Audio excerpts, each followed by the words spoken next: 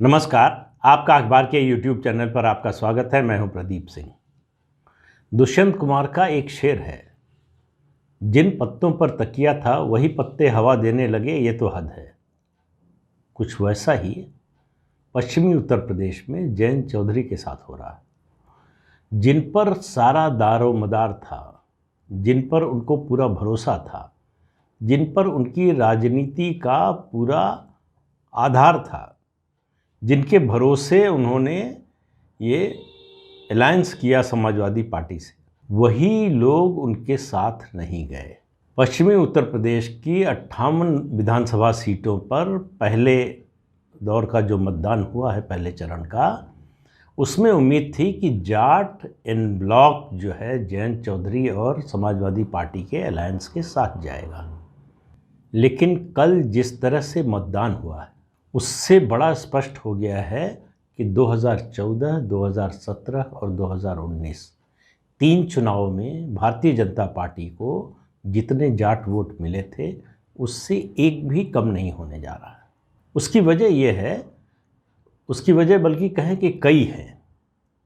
जयंत चौधरी का अखिलेश यादव के साथ जाना एक तरह से उनका जो है हाराकिरी, जिसको जापानी भाषा में कहते हैं आत्महत्या, उस तरह का था। पश्चिमी उत्तर प्रदेश, जहां लोग 2013 का मुजफ्फरनगर का दंगा आज तक नहीं भूले हैं, जिसका दर्द, जिसकी तकलीफ लोगों के मन में आज तक है। पश्चिमी उत्तर प्रदेश, जहां पर गन्ना किसानों के लिए उनके भुगतान का मामला हो, बिजली के बिल का मामला हो या दूसरे मामले हो, उनको सुलझाने का, उनकी दिक्कत कम करने का सबसे ज़्यादा प्रयास जिस योगी आदित्यनाथ की सरकार ने किया, उसके खिलाफ जाने का, जिसने कानून व्यवस्था की स्थिति ऐसी कर दी कि हर आदमी नहीं, जानवर भी सुरक्षित महसूस कर रहा है। अब गाय बैल भैंस जो है कटने के लिए नहीं जाते, अगर छूट गए कहीं या आपके घर से चोरी होके वो कटने के लिए नहीं जाते। उस सरकार के खिलाफ गठबंधन में जाकर जयंत चौधरी ने, ये जो चुनाव था दरअसल उनके राजनीतिक अस्तित्व का चुनाव था। उनकी राजनीति आगे कैसे चलेगी। पहली बार उनको पार्टी की कमान मिली है। चौधरी अजीत सिंह के देहांत के बाद अब वो पार्टी के सर्वेसर्वा है। आप देखिए, एक बड़ी इत्तेफाक वाली बात है, अखिलेश यादव को भी 2016 में पार्टी की और सरकार की, उस समय सरकार भी थी, तो पूरी कमान मिली। मुख्यमंत्री पहले भी थे, लेकिन उस समय कहा जाता था कि उत्तर प्रदेश में 5.5 मुख्यमंत्री हैं। लेकिन 2016 में उन्होंने उन सबको काट छांट के अलग कर दिया, सर्वेसर्वा बन गए। पिता को पार्टी से भी हटा दिया, चाचा को पार्टी से निकाल दिया। ये सब करने के बाद पार्टी में फैसला लेने का अधिकार उनका हो गया। सब उनके पास, सारे अधिकार, सारी शक्तियाँ उनके पास आ गई। उस दिन से और आज तक देखिए, अखिलेश यादव ने का एक भी फैसला सही नहीं बैठा है। उस चुनाव में उन्होंने तय किया कि कांग्रेस से राहुल गांधी के साथ अलायंस करेंगे। यूपी के 2 लड़के उनका बड़ा विज्ञापन चला, बड़ा प्रचार हुआ। 2017 में कांग्रेस पार्टी से अलायंस करने के बाद नतीजा ये हुआ कि वो 224 से 47 सीट पर आ गए और बाद में कहा कि बहुत बड़ी गलती की।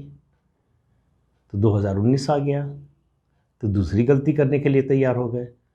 उन्होंने बहुजन समाज पार्टी से मायावती के साथ समझौता कर लिया और उसमें चौधरी अजीत सिंह भी शामिल हो गए। फिर नतीजा वही हुआ, 80 में से सिर्फ 5 सीटें आईं। अब 2022 आया है, उन्होंने जयंत चौधरी के साथ समझौता कर लिया है। तो अखिलेश यादव की पूरी राजनीति, जब से उनको पार्टी की कमान मिली है, समझौतों की और गठबंधन की है। और समझौते और गठबंधन, नाकाम समझौता और नाकाम गठबंधन की है।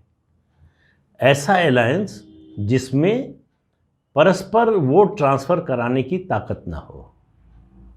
यादव कभी कांग्रेस पार्टी को वोट नहीं देगा, जाटव कभी समाजवादी पार्टी को वोट नहीं देगा।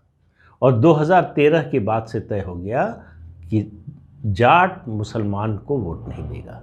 ये सामान्य सी सच्चाई, ये ज़मीनी सच्चाई जानने के बावजूद ये तीनों अलायंस अखिलेश यादव ने किए। कहते हैं कि अगर आप फैसला सोच समझ कर नहीं लें, सारी ज़मीनी हकीकतों का आप अंदाज़ा न लगाएं, उनको कंसीडर न करें, तो आपके फैसले का नतीजा गलत होने का की पूरी संभावना रहती है। वो पश्चिमी उत्तर प्रदेश में हो रहा है। जो पश्चिमी उत्तर प्रदेश में हुआ है, जाट कहा जा रहा था कम से कम जब से ये तथाकथित किसान आंदोलन शुरू हुआ, तब से कहा जा रहा था जाट बीजेपी से नाराज़ है। और कल पता चला, कल यानी कि 10 फरवरी को पता चला कि जाट दरअसल जयंत चौधरी से नाराज़ है और अखिलेश यादव से तो बहुत ही ज़्यादा नाराज़। तो जो ये नैरेटिव खड़ा किया गया साल भर में कि पश्चिमी उत्तर प्रदेश में जाट बहुत नाराज़ है, और जब मैं ये सुनता हूँ, इस चुनाव के दौरान पिछले कुछ महीने से सुन रहा हूँ, तो मुझे ये बात सुनी हुई लगती है हर बार, जितनी बार सुनता हूँ। यही बात 2014 में भी सुनी थी, यही बात 2017 में भी सुनी थी, और यही बात 2019 में भी सुनी थी। हर बार कहा जाता था कि पश्चिमी उत्तर प्रदेश में जाट बीजेपी से नाराज़ है, बीजेपी का तो सफाया। पहले और दूसरे दौर का मतदान होने के बाद, जब पश्चिमी उत्तर प्रदेश की सारी सीटों पर मतदान हो जाता था, पिछले 3 चुनावों की बात कर रहा हूँ, तो ये कहा जाता था इन 2 फेजेज़ में तो बीजेपी जो है वो साफ़ हो गई है। अब आगे देखिए क्या होता है। पहले फेज़ के चुनाव में जयंत चौधरी से जाटों की नाराज़गी ये है कि उन्होंने अखिलेश यादव के साथ अलायंस क्यों किया। वो कह रहे हैं कि हम कैसे कबाल भूल जाएं, हम कैसे गौरव और सचिन को भूल जाएं, जिनको मार दिया गया, जिनकी आंखें निकाल ली गई, और उन्हीं लोगों के खिलाफ एफआईआर दर्ज हुई। जिन अधिकारियों ने ऐसा करने वालों के खिलाफ, गुंडों के खिलाफ, अपराधियों के खिलाफ, अभियुक्तों के खिलाफ मुकदमा दर्ज किया, उनकी गिरफ्तारी की, उनका रातों रात ट्रांसफ़र हो गया। किसने कराया? आज़म खान ने।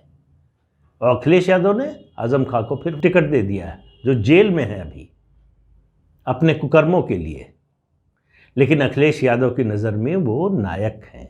वो नायक हैं जिन्होंने मुजफ्फरनगर का दंगा करवाया।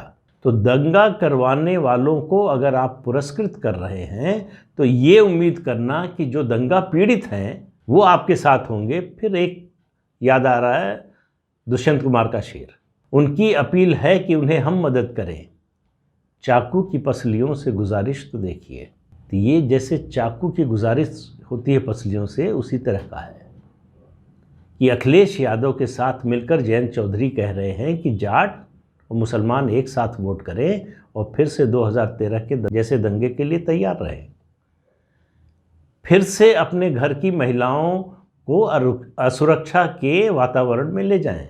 तो ये सुरक्षा जो है वो जयंत चौधरी को पसंद नहीं है। असुरक्षा का माहौल लाने वाली जो सरकार थी, उसका मुखिया उनको पसंद है, ये जाटों को पसंद नहीं।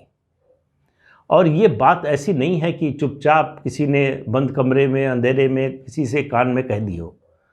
वोट देने के बाद खुलकर जाट समुदाय के लोग बोल रहे हैं। वो ये भी कह रहे हैं कि हम तो जयंत चौधरी को अपना चौधरी मानते हैं, अपना नेता मानते हैं, हम उन्हीं के साथ हैं, लेकिन हम अखिलेश यादव के साथ वोट नहीं कर सकते।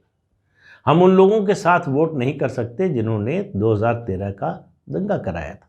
ये सामान्य सी बात जयंत चौधरी की समझ में नहीं आ रही थी।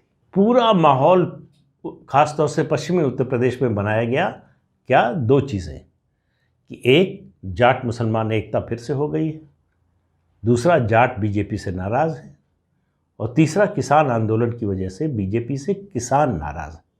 यानी जाटों के अलावा और भी जितनी किसान जातियां हैं, जो किसान हैं अलग अलग जातियों के, वो भी बीजेपी से नाराज़ है। नतीजा ये हुआ कि जाट तो नाराज़ नहीं हुए, जो गैर जाट जातियां हैं, ख़ासतौर से अति पिछड़े और दलित, वो भी जुड़ गए, बीजेपी के साथ और ज़्यादा कंसोलिडेट हो गए।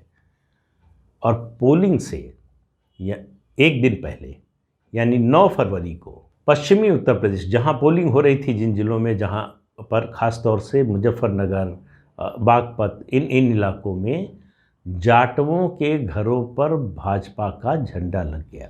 तो आप इससे अंदाज़ा लगा सकते हैं कि जाटव वोट बटा इस बार। मैं ये नहीं कह रहा हूँ कि सारे जाटव जो है वो भारतीय जनता पार्टी के साथ चले गए, लेकिन जाटव वोट जो एक तरह से कहें कि मूल वोट है बहुजन समाज पार्टी का, उसमें भी बिखराव हुआ है। इसका मतलब ये है कि बहुजन समाज पार्टी के मुस्लिम उम्मीदवारों को मुसलमानों का वोट नहीं मिल रहा है। ये देखने के बाद अगर जाटव और मुस्लिम वोट दोनों मिलते बहुजन समाज पार्टी के उम्मीदवार को, तो उसके जीतने की संभावना या कम से कम कहें नंबर 2 होने की संभावना बढ़ जाती।